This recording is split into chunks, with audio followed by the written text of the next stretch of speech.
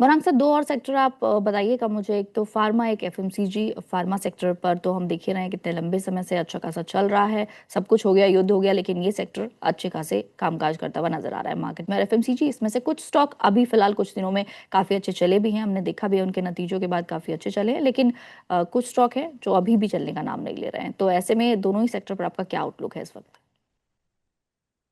Pharma तो मेरे ख्याल से युद्ध होगा तो और चलेगा, क्योंकि जिस प्रकार से नुकसान होगा, जिस प्रकार से लोगों को जरूरत पड़ेगी, हम्म। तो और स्वाभाविक है। हमारा एक इतिहास रहा है, भारत देश पूरी दुनिया के लिए दवाई की दुकान था, है और रहेगा। और ये परिस्थिति जो हमारी है, उत्पादन क्षमता को लेकर के, आर एन डी को लेकर के, हम्म। नॉलेज को लेकर के, ज्ञान को लेकर के, इसकी इस कोई दूसरा देश हमारे साथ कंधा से कंधा मिला करके खड़ा नहीं रह सकता आने वाले 10-15 सालों में। अ, सभी जगहों पर खरीदारी की है, राय है, स्मॉल कैप, मिड कैप, यानी कि छोटी, मझौली और दिग्गज फार्मा क्षेत्र से जुड़ी हुई कंपनियां, इसके साथ साथ जो चिकित्सा से जुड़ी हुआ हेल्थ केयर हॉस्पिटल्स हैं या फिर डायग्नोसिस सेंटर्स हैं, यहाँ पर भी ध्यान रखें, अनिवार्य होगा। एफएमसीजी क्षेत्र में मेरे ख्याल से दो तरीके की दिक्कत है। एक तो है थोड़ा जो ग्रामीण, मध्यम ग्रामीण भाग से जो निर्भरता बारिश पर है, क्योंकि कृषि क्षेत्र से जुड़े हुए हैं ये लोग। आ, बारिश की किल्लत को लेकर के थोड़ी परिस्थिति कमजोर हो सकती है, जहां पर कुछ कंपनियों के जो अनुमान थे उसके मुताबिक आय और मुनाफे के आंकड़े में शायद थोड़ी बहुत गिरावट आप देख सकते हैं। लेकिन काफी कुछ कंपनियों ने एफएमसीजी क्षेत्र में बहुत ही बेहतर नतीजे, टाटा कंज्यूमर ले लीजिए आप, हम्म। नेस्ले ले लीजिए आप, कोलगेट, HUL, काफी अच्छे नतीजे लेकर के आए हैं। तो और एक बात यह भी है, जैसे हमने फार्मा क्षेत्र के लिए बात की कि भारत पूरी दुनिया के लिए दवाई की दुकान है, उसी तरीके से एफएमसीजी क्षेत्र में अगर आप देखने जाए तो भारत खपत से चलने वाला देश था, है और रहेगा। 35% युवा आबादी है, 30 से 28 साल के नीचे की। ये एक बहुत बड़ा सहारा देते हैं खपत को लेकर के। हम्म। बिल्कुल। कुछ सर, एक और स्टॉक देखिएगा, वॉर एनर्जी, ये भी फोकस में नजर आ रहा है। इस स्टॉक में क्या कर सकते हैं इस वक्त? इस पर डेफिनेटली मुझे लग रहा है कि ये स्टॉक वारी एनर्जीज में डेफिनेटली अभी एक साइडवेज टू नेगेटिव मोमेंटम चल रहा है, but for long term I am believe अगर टैरिफ का और सब इश्यू सॉर्ट आउट होता है तो डेफिनेटली यहाँ पे भी, ये सेक्टर में भी एक अच्छा खासा इन्वेस्टमेंट रिट्रैक्शन आएगा। हम्म। तो I would recommend, yes still tariff का जो है थोड़ा टेंशन तो है ही, बट ये 2600 के आसपास अच्छा सपोर्ट है। तो अ, यहाँ पे खरीदारी कर सकते हो आप इन्वेस्टमेंट के लिए। ऊपर की तरफ 3000 के लेवल्स में मुझे आने वाले 6-8 महीने में दिख रहा है। हम्म। इसके साथ ही कुछ सर, एक और, ये टाइटन की जो हमने बात की थी स्टार्टिंग में, एक तो इसका चार्ट देखिएगा, दूसरा टाटा स्टील का भी चार्ट देखिएगा। दोनों ही आज टॉप गेनर्स में शामिल हैं। हाँ डेफिनेटली, टाइटन मुझे लग रहा है कि जैसे सर ने भी बोला, I am also positive hmm. On the stock. Not just because of James and jewellery, but overall मुझे लग रहा है कि रिटेल सेगमेंट में जो ओवरऑल थोड़ा स्लो डाउन था, वहां पे पिकअप हो रहा है। Yes hmm. Definitely good by at current levels, 40 4800 का स्टॉप लॉस लगा के अगर आप एक साल का नजरिया रखते हैं तो 5500 तक मिनिमम दिख रहा है। हम्म। और sir Tata steel? Tata steel तो मैंने जैसे बोला, स्टील सेक्टर पे, मेटल सेक्टर पे I am hmm. Positive, but Tata steel is very low beta, so purely अगर आपका नजरिया 3 साल प्लस का है तो खरीदारी कर सकते ओके, तो स्टील में कोई और स्टॉक सर? हो। Vedanta and Hindalco as mention hmm. Before. Okay, ठीक है। गौरांग सर, इस वक्त अगली बड़ी थीम क्या देख रहे हैं आप? जैसे हम पिछले कुछ सालों से देखते हैं कि बार बार थीम चेंज होती है, लेकिन अब इतना फास्ट चेंज होने लगी है कि उनको पकड़ना काफी मुश्किल हो गया है। तो क्या कोई नई ऐसी आप थीम देख रहे हैं मार्केट में उभरती हुई, जिस पर इस वक्त आप पॉजिटिव हो काफी ज्यादा? ऐसा तो कोई ध्यान में आया नहीं है, लेकिन हाँ, क्षेत्र के आधार पर हमें लग रहा है कि रक्षा क्षेत्र है, हम्म। हरित ऊर्जा उत्पादन करने वाली कंपनियां हैं। इसके अलावा जो ईएमएस सेक्टर है वो अच्छा लगता है। ऑटो सेक्टर में मेरे ख्याल से आपको बहुत बढ़िया रुझान आते हुए दिखेगा। ये अनुमान है हमारा, ये सब क्षेत्र। ओके, बिल्कुल। कुछ सर, इस वक्त आपके रडार पर कौन से स्टॉक्स हैं? क्योंकि काफी सारे ट्रेंडिंग स्टॉक्स की तो हमने बात की है, लेकिन इस वक्त आप कौन से स्टॉक्स को देख रहे हैं? मेरे ख्याल से मैं बैंकिंग स्टॉक्स में एक्सिस बैंक को देख रहा हूँ, क्योंकि अर्निंग्स के बाद अच्छा करेक्शन वहाँ पे हमने देखा है, बट अभी फिलहाल थोड़ा कंसोलिडेट हुआ है। लास्ट वीक, और आज भी आप देखो तो थोड़ा आउट परफॉर्मेंस है compare to benchmark index bank Nifty. तो मुझे लग रहा है एक्सिस बैंक में एक 1240 का स्टॉप लॉस लगा के फ्यूचर लेवल्स पे देख सकते हैं ऊपर की तरफ। मुझे लग रहा है कि ये स्टॉक 1290 तक आ सकता है। दूसरा मुझे लग रहा है सेफ साइड फार्मा सेक्टर भी अच्छा लग रहा है, तो अपोलो हॉस्पिटल भी अच्छा लग रहा है।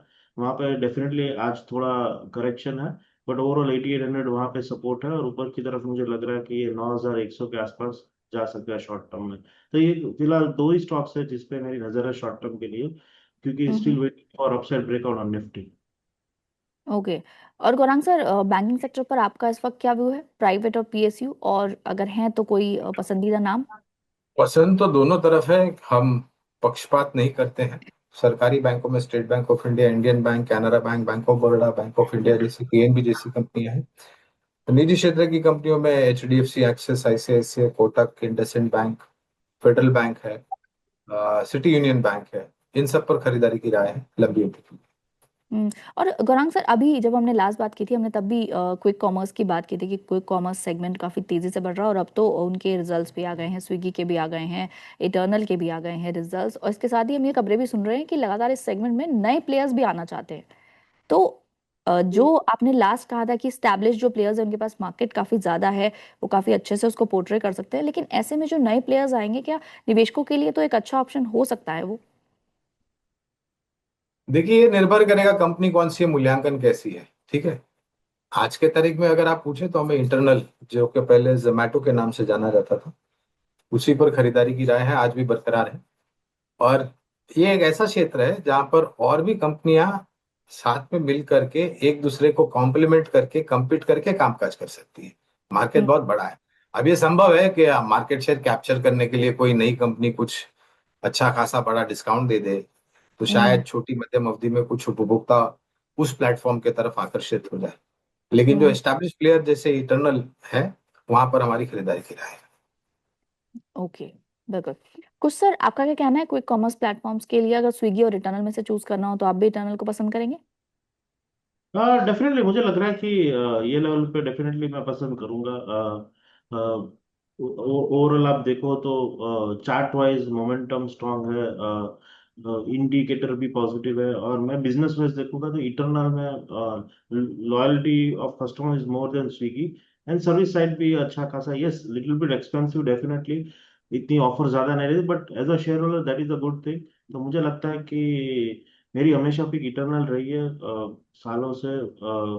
सो I would stick with Eternal over Swiggy, but yes किसी को रिस्क डाइवर्सिफाई करना है तो 60% इटरनल में और 40% स्विगी में डाल सकते हैं। तो दोनों सेक्टर में, एक ही सेक्टर में दोनों पे थोड़ा हम रिस्क ले सकते हैं, but I would prefer eternal पहले। ओके। और कुछ सर, एक और चार्ट भी देखिएगा, रैमको का चार्ट है, इसके रिजल्ट्स आए हैं जिसके चलते स्टॉक इस वक्त काफी तेजी दिखा रहा है, करीबन 5% की तेजी है रैमको इंडस्ट्रीज। डेफिनेटली मुझे लग रहा है रैमको इंडस्ट्रीज में ये लेवल पे डेफिनेटली खरीदारी करनी चाहिए। आज एक अच्छा अपमूव है, बट स्टिल लग रहा है this is start of a rally. So if you are short term investor, definitely 340 का सपोर्ट से आप खरीदारी करें। फर्स्ट टारगेट प्रीवियस आई 380 का होगा, उसके ऊपर 440 के लेवल्स दिख रहे हैं। हम्म। गौरांग सर, आईटी में mid cap, small mid cap की तरफ जाएंगे, या फिर लार्ज कैप स्टॉक्स की तरफ, या फिर अभी अवॉइड करेंगे इसको? छोटी, मझौली और दिग्गज तीनों की तरफ राय है। केपीआईटी टेक, साइंस लिमिटेड छोटी कंपनियों में गिनती की जाती है। मिड कैप में पर्सिस्टेंट सिस्टम जैसी कंपनियां हैं। लार्ज कैप में L&T Technologies, LTM, Infosys, TCS, Tech Mahindra जैसी कंपनियां हैं जहां पर खरीदारी की राय है। लेकिन पहले जैसा जो रिटर्न मिलता था आईटी में वैसा नहीं मिलेगा, और हम्म। समय भी थोड़ा ज्यादा आपको निवेशित रहने का शायद रख सकते हैं। सर, ये सवाल मैंने इसलिए पूछा क्योंकि अब काफी समय से बहुत सारे लोग इसे लेकर कंफ्यूज हैं, क्योंकि जब से आईटी में ये गिरावट देखने को मिली थी पिछले कुछ समय में हमें, तो उसे ही लेकर जो एआई बबल की बातें हो रही हैं, हमने बाहर भी देखा कि आईटी स्टॉक्स कई बार क्रैश कर रहे हैं, बहुत तेजी से क्रैश कर रहे हैं, और यहाँ पर भी हमने देखा कि एकाएक उनमें एक गिरावट आई, अच्छे लेवल्स पर आ गए, कुछ एनालिस्ट कह रहे थे कि वो काफी अच्छे लेवल्स पर हैं स्टॉक, इन्वेस्ट करने का मौका है, और अब उन लेवल से उठ भी गया है पूरा आईटी इंडेक्स ही। तो ऐसे में इसे ओवरऑल कैसे समझा जाए, क्योंकि निवेशक के लिए तो ये काफी कंफ्यूजिंग सिचुएशन हो जाती है। कंफ्यूजन तब होता है जब आप छोटी मध्यम अवधि पे काम खर्च करते हैं। अगर आप लंबी अवधि में, हाँ, हाँ, अगर आप लंबी अवधि के लिए निवेशक है तो इन सब बातों को मेरे ख्याल से आपको नजरअंदाज करना चाहिए। हम्म। और काफी लोग तो ऐसे भी है जिन्होंने एक मरणोपरांत लेख लिख दिया था आईटी क्षेत्र के ऊपर, लेकिन आईटी अभी जिंदा है और शायद जिंदा रहेगा मेरे हिसाब से। बिल्कुल। आईटी की नीड तो हर जगह है, क्योंकि अब तो डेटा सेंटर्स भी हर जगह बनने के लिए तैयार हैं। तो डेटा सेंटर्स में जितना चाहिए इसको, वो हमारी कंपनियां लगातार उनके लिए पार्टनरशिप्स भी कर रही हैं, जो वो स्टार्ट करने की कोशिश कर रही हैं कि वो देश की आपूर्ति पूरी कर सकें। बिल्कुल। और सर, अगर मैं लॉन्ग टर्म की बात करूं, आप वैसे सारी पिक्स लॉन्ग टर्म की ही दे रहे हैं इस वक्त, लेकिन कुछ स्पेसिफिक 3 नाम जो आपको सबसे ज्यादा पसंद है इस वक्त।